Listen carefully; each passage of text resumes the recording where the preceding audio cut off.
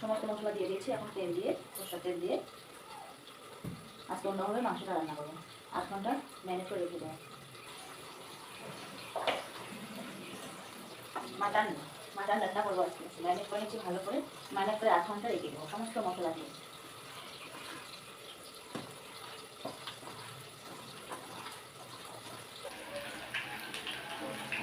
মাংস রান্না করতে পরিমাণ মতো তেলটা দিয়ে দিলাম। গোটা জিরে আর শুকনো লঙ্কা তেজপাতা দিয়ে দিলাম।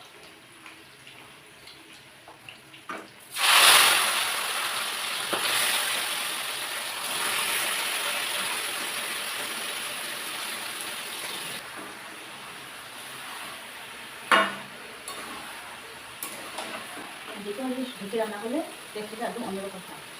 বেশিরভাগ রান্না আমার ঢেকে ঢেকে রান্না করতে ভালো লাগে।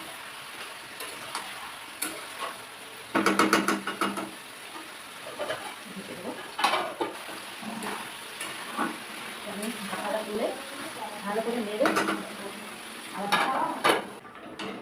বিশেষ করে আমাদের সোনামা বলছে